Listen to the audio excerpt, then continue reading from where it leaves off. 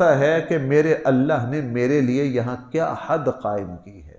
وہ کبھی بھی اللہ کی حد سے آگے نہیں جاتے، اللہ کی حد سے آگے نہیں جاتے۔ ان کو پتہ ہوتا ہے کہ اللہ قرآن نے جگہ جگہ کہا تلک حدود اللہ، لوگوں یہ اللہ کی حدیں ہیں، اللہ کی حدوں کو عبور نہ کرو۔ سود تک جانا اللہ کی حد کو توڑنا ہے، بے حیائی اور زنا تک جانا اللہ کی حد کو توڑنا ہے، ظلم کرنا اللہ کی حد کو توڑنا ہے، یہ جتنے بھی گناہ ہیں یہ اللہ کی حد کو توڑنا ہے۔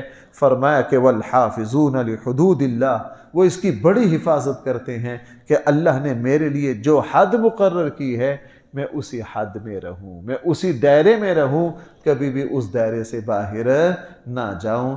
رسول اللہ صلی اللہ علیہ وسلم نے بھی فرمایا، اور خود قرآن کریم نے دوسری جگہ فرمایا تلک حدود اللہ، ایک جگہ فرمایا ومن یتعد حدود اللہ، جس نے اللہ کی حدوں کو پامال کیا اس نے سب سے بڑا ظلم کیا، وہ ظالم ہے، اس نے اللہ کی حدوں کو پامال کیا۔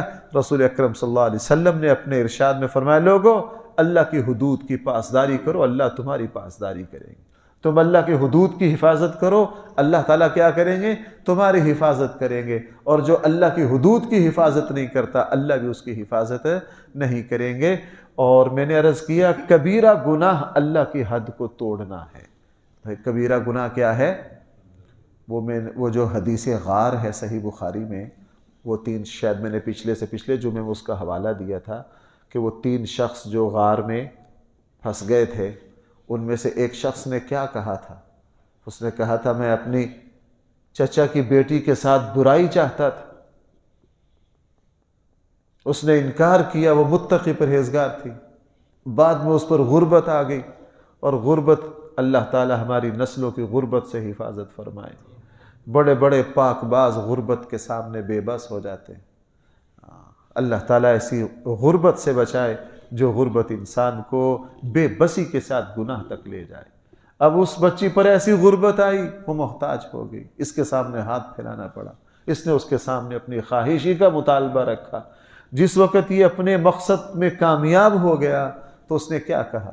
اس کے حدیث کے الفاظ پتہ کیا؟ تو اللہ کی حد کو نہ توڑ، تو اللہ کی حد کو نہ توڑ، چونکہ گناہ زنا اللہ تعالیٰ کی حد کو بدترین طریقے سے پامال کرنا، اور جو اللہ کی حدوں کو توڑے گا اللہ اس کو توڑ دے گا۔ اس لیے جیسے ہی یہ کلمہ کہا تو وہ کانپ گیا، اس نے کہا اللہ کی حد کو حرام طریقے سے نہ توڑ، اللہ کی حد کو حرام طریقے سے نہ توڑ۔ یہ فوراً اس سے باز آ گیا، اور لگتا ہی 100% لگتا کہ 100% یہ اللہ سے ڈر کے باز آ گیا۔ اور پھر جب اس نے اس عمل کا وسیلہ پیش کیا تو بھائی غار کے منہ کے سے پتھر ہٹا کہ نہیں ہٹا؟ پتھر ہٹ گیا۔ والحافظون لحدود اللہ، اللہ کی حدوں کی حفاظت کرنا۔ جو ایمان والے یہ کام کرتے ہیں، آگے قرآن پھر کہہ رہا ہے وبشر المؤمنین، ان ایمان والوں کے لیے خوشخبریاں ہیں۔ جب ان کا آخری وقت آئے گا نا، اور جب فرشتے ان کے پاس خوشخبریاں لائیں گے، اس وقت ان کو اندازہ ہوگا کہ اللہ تعالیٰ نے ان کی کیسی قدر کی ہے۔ اس لیے فرمایا وبشر المؤمنین، ایسے ایمان والوں کے لیے بہت زیادہ خوشخبریاں ہوں۔ اللہ تعالیٰ ہم سب میں یہ خوبیاں پیدا فرمائے۔ الحمدللہ رب العالمین، والصلاة والسلام علی سید الانبیاء والمرسلین وعلی آلہ واصحابہ اجمعین۔ ربنا آتنا في الدنيا حسنة وفي الآخرة حسنة وقنا عذاب النار. ربنا ظلمنا أنفسنا وإن لم تغفر لنا وترحمنا لنكونن من الخاسرين. ربنا اغفر لنا ذنوبنا وكفر عنا سيئاتنا وتوفنا مع الأبرار. صلى الله تعالى على خير خلقه سيدنا مولانا محمد وآله وأصحابه.